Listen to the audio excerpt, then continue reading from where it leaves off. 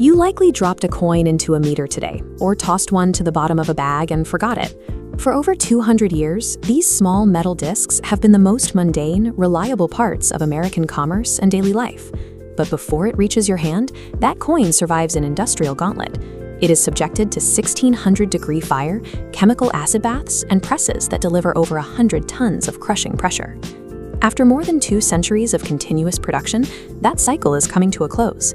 In 2025, the United States Mint officially stopped manufacturing the penny, ending its long run as a staple of the American pocket. The process for those final batches begins with these. Massive coils of metal alloy, stretching 1,500 feet long, arrive at the mint to be unrolled into the assembly line. A massive industrial punch press, acting as a high-speed cutter, aggressively stamps out 14,000 blank metal discs every single minute. This creates the basic circular shape, leaving behind a rigid web of metal scrap that is immediately sent for recycling. At this stage, the blanks are the correct weight, but they are not yet coins. Their internal structure is too rigid, and their surfaces are raw, making them physically unready for the extreme mechanical stresses that follow. Freshly punched metal is brittle. If these raw blanks were struck by a heavy engraving die immediately, the internal crystalline structure of the metal would likely fracture or shatter under the load. To fix this, the mint uses a process called annealing.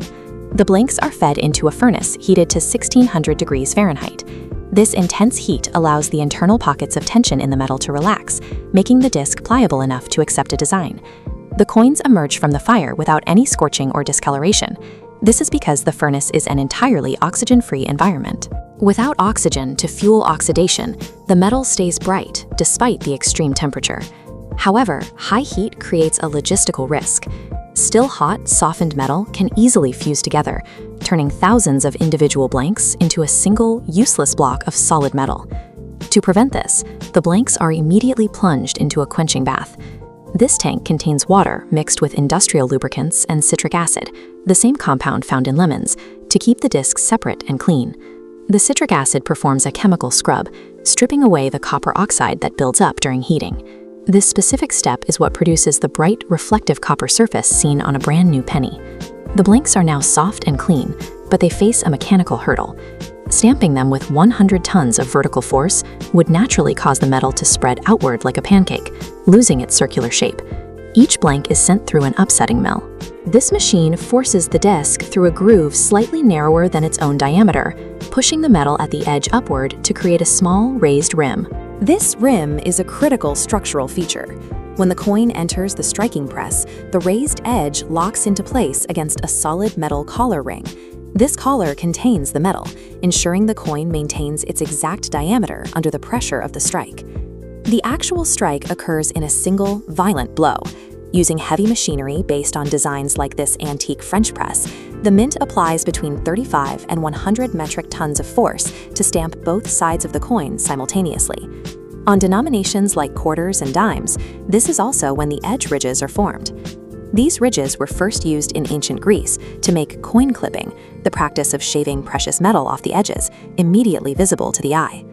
Every batch is inspected by humans and machines. Any coin with a design flaw or structural irregularity is sent to the waffler, a machine that mangles the metal so it can be sold as scrap and kept out of the money supply. The rim, the strike, and the waffler work together to ensure physical uniformity. This mechanical consistency is what allows the coin to be reliably recognized by both high-speed sorting machines and the human eye. Once struck, the coins are weighed and loaded into massive industrial bags. They are stored on reinforced shelves in the mint's vaults, often sitting for months before the Federal Reserve places an order. The scale of this production is massive. At full capacity, the Denver Mint produces over 15 billion coins a year, roughly 46 for every person in the country.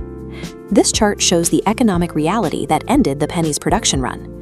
While the coin's face value is 1 cent, the materials and labor required to make it cost $3.79 per unit. In 2023, this led to a $179 million loss for the mint. While the manufacturing process is highly efficient, the math behind the individual unit remains unsustainable. Ending production saves the government approximately $56 million every year. Now that the presses have stopped, the number of pennies in circulation is finite. Over time, those remaining in jars and coat pockets will slowly dwindle as they are lost or damaged and never replaced. These small objects have always reflected the era in which they were made. This 1943 Lincoln penny, for example, is made of steel rather than copper, giving it a very distinct silvery color. During World War II, copper was a critical resource for ammunition and military equipment. The mint switched to zinc-coated steel for 1 year, turning this common penny into a physical record of the wartime economy. You likely have several of these survivors in your own home right now, objects that went through fire and 100 tons of pressure, only to end up forgotten in a kitchen drawer. The penny you find today is the result of an industrial process designed to withstand decades of wear and tear. It represents a production run that spanned more than 2 centuries, finally reaching its end in the modern age.